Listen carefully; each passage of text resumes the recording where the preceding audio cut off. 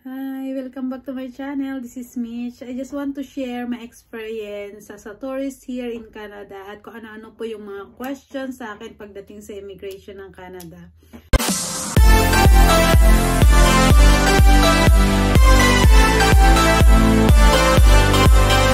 Kaming mga Pilipino na gusto makarating dito sa Canada.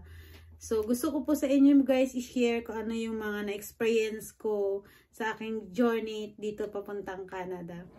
First guys, bago tayo mag-travel, lagi nating tatandaan guys, kailangan lagi tayong ready.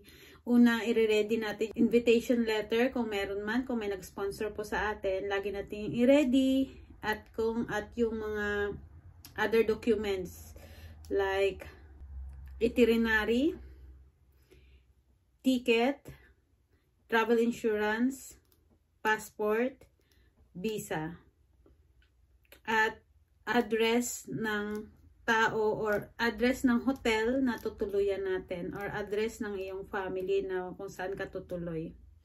Yun guys. So magsisimula tayo guys sa first question pagdating sa immigration. First question guys is, what is the purpose of your visit? Yan guys yung unang tanong sa akin sa Canada immigration. So kailangan guys pag sumagot tayo, kailangan confident ka sa pagsagot at syempre short answer lang, kasi the more na marami kang sinasagot sa isang tanong nila, the more na marami din silang itatanong sa iyo.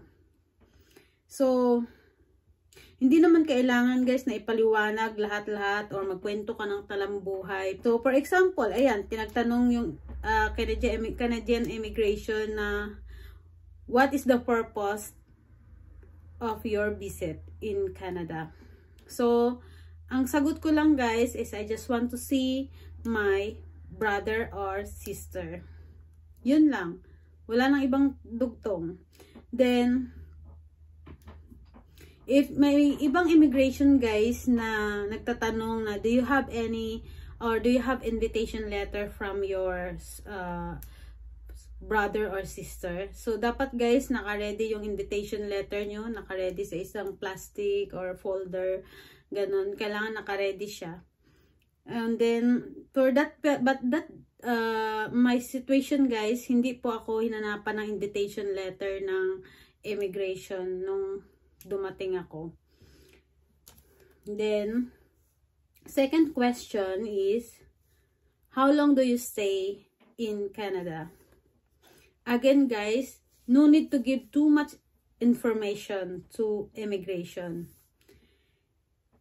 Ang sasagutin nyo lang po is, if you stay 3 weeks, just answer it 3 weeks.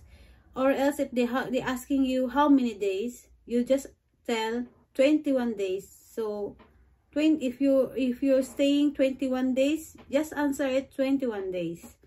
Ganun lang siya kadali guys, na kailangan guys yung pagsagot natin is confident at talagang yung mukha mo is makukonvince mo yung immigration na talagang nagsasabi ka ng totoo. Third question is, where do you came from? Yan ang tanong din sa akin. Saan daw ako galing? So, nung nagtanong sa akin yung immigration na yun, isa lang syempre ang isasagot ko. Dubai. Kasi galing akong Dubai guys. Ayun. So, ang sagot ko is Dubai. Kung saan po ako galing na bansa. Or else, if galing ka sa Philippines, I came from Philippines. Ganon. So, yun, isa rin yan na itanong sa akin ng immigration. Fourth question is, what is your occupation? So, tinanong din ako guys ng immigration kung ano yung occupation ko. So, syempre, direct to the point din yung ano ko, sagot ko na rin yung occupation ko. Kailangan yung pagsagot mo eye to eye sa immigration. Kailangan yung pagtanong ng immigration, nakatingin ka sa kanyang mata. The way immigration speak, yung mata mo nakatingin sa mata saka sa bunganga niya kung paano siya magsalita. Then fifth question is, where do you stay here in Canada? yun, tananong din sa akin yan kung saan ako mag-i-stay sa Canada. So, sabi ko, I stayed to my brother house, and then, meron ako guys na maliit na book, ipapakita ko sa inyo. Ito guys, yung maliit kong book na naka-ready na siya sa isang plastic folder na in case na yung immigration ay may itatanong sa akin kung saan at kung ano yung address ng aking pupuntahan, naka-record na siya dito. Bago ako mag-flight, ni-ready ko na yan in case na may immigration na magtanong sa akin. I just show them my list of address of my brother and my sister. And also, I write also here. I write also my itinerary here in case they will ask me which place you want to visit. So at least meron ako guys ng mga record ng itinerary ko in case na magtanong sila sa akin. Luckily, hindi naman sila nagtanong sa akin. Hindi sila nagtanong sa akin guys. Ayun. Kaya kailangan naka-ready lang talaga yung mga ano mo in case na magtanong yung immigration. So, ang sagot ko noon that time is I stayed to my brother house. And then, 6th question guys. How much money do you have? Kailangan na, kung magkano yung perang dala mo guys, kailangan namang i-declare. If up 10,000 higher, kailangan mong i-declare. Kasi may mga country guys na may mga, ano siya, may limit yung pera. Financial agreement, meron yan silang mga limit na kailangan mo lang nadalhin. Pero kung mga below $10,000, hindi mo na kailangan i-declare. So, sa Canada, pag yung pera mo is $10,000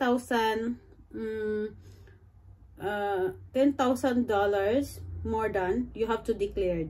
Pero pag mga below 10,000, you don't need to declare. 7th question. Are you traveling alone? So, syempre, ang sagot ko, yes. I'm just travel alone. Have you been here before? Then, tanong sa akin. Ang sagot ko lang is no. Wala nang dapat ipaliwanag pa guys, kundi kung ano yung tanong niya, yun lang din ang sagot. No. The 9th question, do you have any items to declared? Yun, meron ka ba dapat na i-declared na items na kailangan mong i-declared? Tulad ng, tinanong din nila ako, kung meron ka bang some items for your family? Do you bring any items for your family?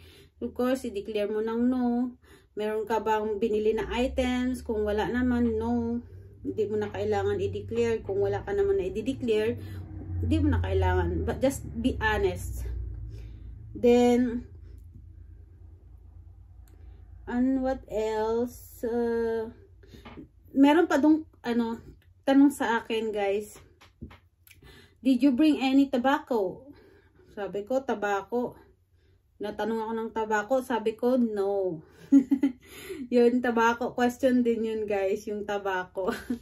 Kung may dala ka daw mga sigarilyo, ganyan, kailangan din nilang yun malaman. Kailangan mo siyang i-declared. Tapos may question din doon, did you bring any gun sa travel? When you travel before, did you bring any gun? Answer mo lang no. Ganun lang guys yung question sa akin. Para mapabilis tayo guys sa ating travel is wag na tayong magdala ng maraming gamit. Although ako, marami akong dalang luggage. 3 yung dala kong luggage, medium, small, extra small. Pero wala naman akong ma-declare na gamit kasi gawa nga ng 4 lang at 5 lang at ang dala kong damit. Kasi nga, dito na lang ako daw mag-shopping. Shopping. Ayun na nga guys. So, sana guys nakatulong po sa inyo ang aking pag-share ng aking experience sa tourist here in Canada. So, thank you guys. Sana may naintindihan kayo at sana may kuha din kayong idea para sa pag-travel ninyo. Thank you. Bye!